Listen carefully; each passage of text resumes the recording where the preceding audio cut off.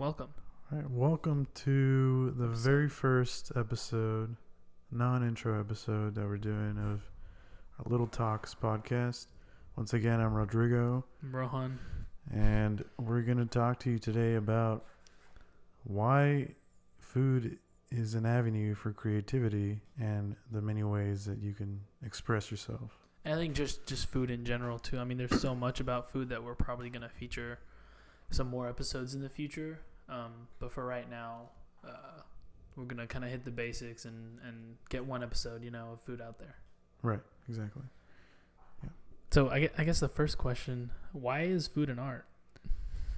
Well, like many arts, you can express yourself using the various tools that are allowed in cooking. Like, for example, the thousands of spices, thousands of just non-spice ingredients like vegetables and meats and other cheeses, And I think it's important, like in like standard art, like you have your colors, right? That's kind of your arsenal.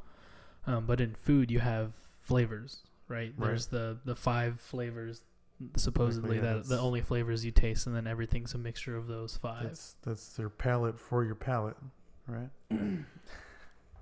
Very funny. Very funny. Thanks. And I think it's not only that, but there's different types of food, right?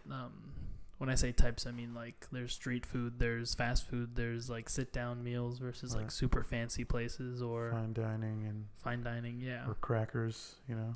It's all good. Crackers and cheese, man, with some wine. And yeah, exactly. You can express yourself with crackers and cheese, or crackers and camembert, or that old stinky cheese. What's camembert? It's that like liquidy cheese, I think. It's kind of smelly. Nope, never had it. Me neither, but it sounds fancy. And not only that, is that food had its origins in so many different places, right? There's the different cultures of food, because if you go to, I don't know, the United States, it's such a mix of everything that like you can find anything. I think especially being in San Antonio, there's so much around here. Like there's so many different cultures here. Obviously we have that huge Mexican influence. Right, yeah. But then there's so much, like I could go find like Asian food, I could go find like Cambodian food. There's so many different places around here that you can delve into. But then you go to different countries like European countries where you don't see too much of that spice. Other than UK. Yeah. They were in India for a while, so they love those spices. Yeah, exactly. They got their curries. Or I guess the UK started the curry, right? And then, yeah, when I went to Ireland, food was good. There was a lot of potatoes, but it was very bland. Not even a lot of salt was used. So it was kind of interesting getting that different, flavor profile from over there, and then coming back to like, where over there they thought like pepper was spicy, Yeah, that's a funny thing when you experience it. You're like, this is not spicy. This is just it's just peppery. Yeah, yeah. And then that goes to say too, like, growing up in an Indian household, like Indian food we get a lot of that spice. We get a lot of that. So when I eat something that doesn't have that spice, it's kind of it's bland. It's bland. Yeah, same with Mexican food. It doesn't fit my palate. There's a lot of you put salsa on everything, right? To give it a little kick, even if it already has jalapenos in it. Throw some more chilies in there or something. Like yeah. I've eaten like a stuffed pepper and then putting salsa on top as well. Like, just gotta spice it up. Get your nasal juices flowing. Get all those germs out. Get all the capsaicin in there. Exactly. I think that's another good thing to touch on is the similarities between Mexican and Indian.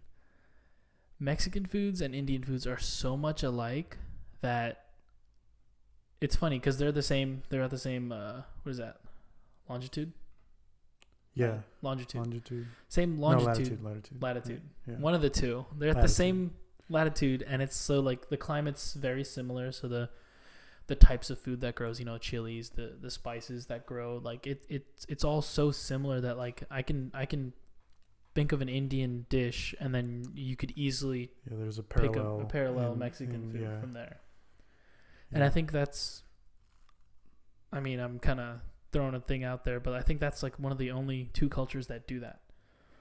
Other than European, where they're right next to each other. So Yeah, there's there's like a lot of overlap, but yeah. But one thing you do see in food is that you look at the recipes or the types of food that a nation or a country has, and then you see its history. So United States, like I mentioned before, there's so much coming in. You go top right, you have all those Irish, Italian immigrants that came in, and you have pizza, and you have potato-based dishes, and then down here you have all the Mexican, the Spanish that came in, that now you have spice and all those types of foods. And then obviously like central and even towards north Texas, you have lots of meats because it was easy to make, right? The Native Americans came and that's what they did, right? They smoked meats, they cooked them, they used every part. And I think you can see that in like multiple nations. I think sushi too, right? Yeah, So, like a regional specificity. Yeah, like certain areas of the coast will have, different types of fish, and and then you have the California roll, which is like not even yeah, I mean Japanese that's thing. an American made. Yeah. Yeah, but I mean it still uses that creativity, and then it adds the American part, you know.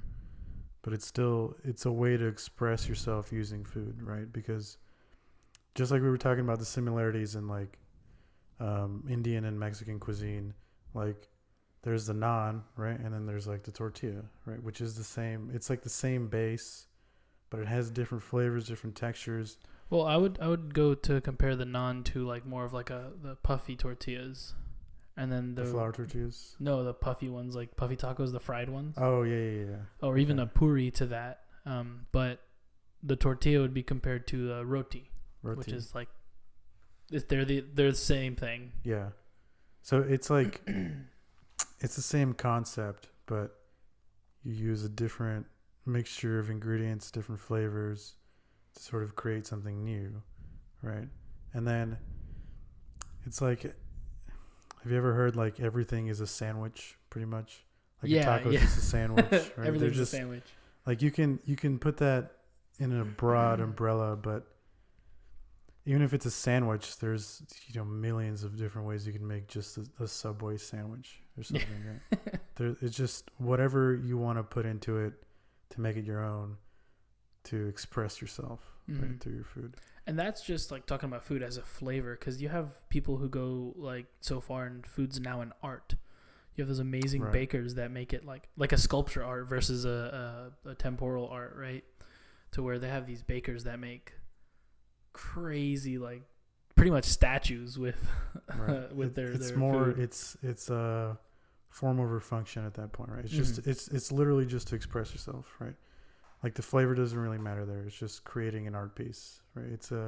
It's the overlap of food and art. Yeah, I mean, I've seen it where even the flavor matters. Like certain parts of it will be a different flavor for, not so much for form reasons because chocolate holds up better or whatever, but no, because that part of the statue is like not even darker. It's just like they chose it for a reason, Right.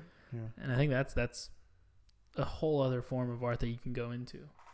And then there's other forms of art like fine dining, right? They display it very right. The plating is very important. Yeah, having a nice white plate where the food is the attraction, is the centerpiece, right? It's what you look at. And it's supposed to be visually stunning and flavor-wise stunning as well. And it's art is what it is, right? It's just... And there's so many different tools they can use. I mean, like, so you have like in fine dining, there's a lot of plating choices they use, like microgreens and stuff like that. They don't have much flavor. So they're chosen those ingredients for the lack of flavor, but for the decorative aspect. And then you have everything else that has so much flavor in it, or the flavor combination works so well. And that's really where you get, at least in fine dining, is where you get that art sense from, is the combination of the flavors and the visual aspect, like you mentioned. Right. Yeah. And I mean, just how like, a painting will have an art critic, there's food critics, right? It's just another example of food being a way to express yourself and to show your creativity. Also, I feel that food critics are a little it's different because, in terms of food critics, like, people don't taste the same way. Taste is right, taste buds on your tongue, and it's just 5 basic chemicals that your tongue senses, and it goes from there. People don't taste the same way. And I could not have everyone more has spice. the ability to discern the flavors in there, which, I mean, doesn't mean you can't enjoy it, right? It's like we were having a discussion earlier about fast foods and how almost every genre has like a fast food to it, like art, you could say cartoons, or like a fast food of right? art. Yeah, doesn't make it bad in moderation. Fast food isn't that bad for you. And then there's like, I mean, it tastes good like the first 10 seconds, like, oh, this is great, like Chick-fil-A, give me that. Yeah. That's not as bad though. That's pretty healthy. Yeah. Well, And then you even have like you said, the fast food of movies, right, is like an action movie. Like, hey, that's cool. Like the A-Team or Fast and the Furious, right? It's they don't focus on story because it's the fast food. Like in fast food, they don't focus on presentation there's less substance. Looks. It's more showing, right? It's visual flair. Right? It's the thing that gives everyone that the least excitement. common denominator of the genre, right? Yeah, so like the Fast and the Furious would just be like a bunch of action. So we're comparing that to like a critically acclaimed movie, whatever you want to give an example as. And then now you look at fast food and it's the same thing. It's just the best flavors just thrown together real quick, without the visual, without the addition of little flavors here and there, like, when you're tasting something, less subtlety. It's more it's more direct. Yeah, right? It's exactly. Like, get to the point, essentially. Yeah. So what's your favorite culture of food? I would say it's hard to pick because I just like all foods. I really enjoy Japanese. I also really enjoy my own Mexican. Oh yeah. Right?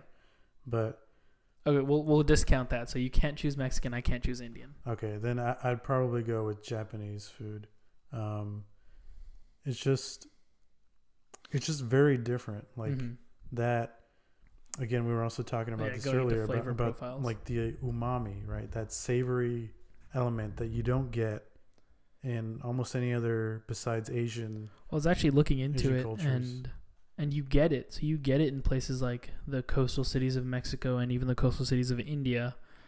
But their heritage and their style has actually been taught to get rid of it. So you're making fish, right? Throw spices in there, throw chilies in there. Take that spice and wash out the umami pretty much. And that's what they've been like taught, trained. That's just their culture. Versus Japanese, they couldn't grow those spices. They could, or they could trade them, but then there was no like, trading too much back then. It was just, this is what we have to make do with it. And they developed those flavors. So that's why in Japanese you get a lot of aged things, a lot of like how soy sauce is made like fermenting things, and it's stuff. Because they have to do something with the umami. Right. They have to be creative with what they have, right? Exactly. Yeah. Like you were telling me the other day about tuna, how you have to age it to get that umami. Like that's where it comes from, is from aging it, letting it oxidized in a controlled manner. That's where all the flavor is. Yeah, I didn't actually know that until we were talking about it, and it was. So how everyone's like, oh, you can get poisoning from fish if it's left out too long. Well, actually, the tuna you get, the red tuna you get in sushi restaurants is actually aged for like a week or two. If you catch it and you eat it, you're not going to get that same flavor. We're speaking raw. When you want to cook, fresh is probably the best way to go. But in terms of raw, like aging it and letting it touch the air, letting it those umami flavors kind of that's even develop. True with like chicken and beef. Like you don't eat a freshly butchered cow. Like you have to let it sit, age a little bit, get those flavors in there. Let the fats get. Yeah, you have those dry aged beefs, funk, and get some funk in there. Yeah, but back to why I like Japanese sorry. food. No. It's because of that savoriness and because of just how new it was to me when I first tried it. I was like, I didn't want to try sushi because it was like raw fish. Like, who wants to eat that? Everyone has that. And then you eat it and it's like, this is incredible. Like, this is a explosion, right, all these new different textures and flavors, and like just the idea of rice wrapped around. It's like a sandwich, you know. It's a wrap. It's a wrap. Yeah. It's a type of sandwich, fish sandwich. Yeah, but it's good. It's good. Yeah. So I'm bordering on that same thing. So discounting Indian food, right? It's stuck between Japanese, that umami blast, or getting that sweet umami flavor from barbecue. Barbecue's another one that's really high on that list. Like smoky, sweet, like that combination to me with like the vinegary sauce is just, that's, I don't know, that okay, here, I'll say it this way. I'm going out to eat, I'm going to go sushi. But if I'm making it at home, I'm going to smoke my own ribs. Like that whole process, I think that's the other form of art too, is like actually making it, right, enjoying it. That's so much more exciting to me than actually going to like a restaurant and having barbecue. Like, don't get me wrong, there's some great barbecue restaurants in San Antonio and Texas, but they get pricey. Yeah, but making it yourself, like that's really fun for me. Like I really enjoy that. Yeah, like it sounds kind of cheesy, but you can always tell when I don't someone, like my barbecue with cheese. Well, me neither. But you can always tell when someone puts like their love into something, right? Mm-hmm. They put a piece of themselves, not literally, but like they express themselves through their food, and you can tell when someone puts an effort and sort of knows what they're doing, because you can taste like the precision they took with their chopping, or like the amount of spice they put in there. There's that creativity again that lets you enjoy the food, not just visually, but also just through your taste buds, right? Yeah, and I think it's a whole other thing when someone's cooking for you, right? Like that's a whole thing in its own, right? Like taking a girl out to a date, like, oh, let me cook for you, like that's a thing.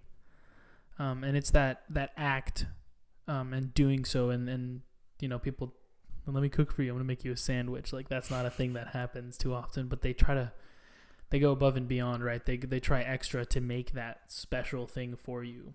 Right. And I think that's another, like, you know, form of expression too. We were also talking about occasion is a form of expression, right? When you go to a wedding versus when you go to your buddy's house, when you're watching a game, when you're just playing video games, like they're all like, you expect different types of food to showcase what you're going to, right? Yeah. Like at a wedding, you'll get, what you said, like probably a smaller size, usually smaller portion, but like a very good flavor, creamy, filling, savory flavor. Yeah. And then if you go to like you'll get a salad Super for sure. Bowl party, you just get crackers and camembert or hot wings or something. Hot wings or duck wings if you want to be fancy. Or pizza. Like you'll get that like quick, greasy. Again, it's not bad, but it's like it's for the occasion. And I think that's like you could look at the food and be like, yeah, this is what they're doing. Obviously, like there's exceptions to all this, but like, you know, you see pizza and wings, you're like, yeah, they're probably watching a game or they're having a party, right? And then even like combining food, like not just food, but drinks too. So now you have drinks as a flavor additive. Like you have places like more fancier, you could call it, is like wines and cheeses are going to be combined and they know how to mix them. You see pizza, you see wings, and you see like Coors Light. Like, yeah, that's a football game. Right, exactly. And it's funny that you mentioned that because in like Mexican cuisine, it's like a pairing of choice is a Coke. Like that's part of the flavor profile. Like you'll be eating a taco and you'll be like, it's missing something. It's missing the Coke. It's the Coke. It's that acidity, the sweet to wash it down. Well, that just becomes part of the expression of the dish. That's a very San Antonio thing, is barbacoa and Big Red. Right. I've never had it, but apparently like it's just like when you're in San Antonio, like that's what everyone has. Like breakfast too. Not even like give me a barbacoa taco with Big Red. Like that's what people do for breakfast in San Antonio. Sounds pretty good. Yeah. I've never had it, but now I want to try it. I've heard many things about it. And like I think there's certain places in San Antonio that will like, out of habit, like if you order barbacoa, they're just gonna fill up a Big Red for you. Oh really? Yeah, like that's it's funny. Just a thing. Like you don't even order it. Like you just get the Big Red. It's a granted. Yeah. That's funny. All right. So we kind of covered the basics of food there. Again, we will get more into detail and bring some famous chefs here They go by the name of Mom. No, I'm kidding. But yeah, we'll get some. So we're some famous chefs. Remember our sweet ass chili? Oh, we had the some best good chili. That was amazing. Maybe we'll do a recipe episode. Yeah. We'll have some Eventually. Yeah. we'll explain our mad science. Don't even get me started on the science of food. There's so much science behind That's food. another video. That's another video. We could go so much in depth in there. But I think we're gonna end it there. Yeah, it's a good cutoff point, I think. Yeah. So yeah, thanks for watching, guys. I hope you all enjoy. Let us know if you have any suggestions in the comments. If you want us to talk about anything specific. And yeah, once again, thank you all.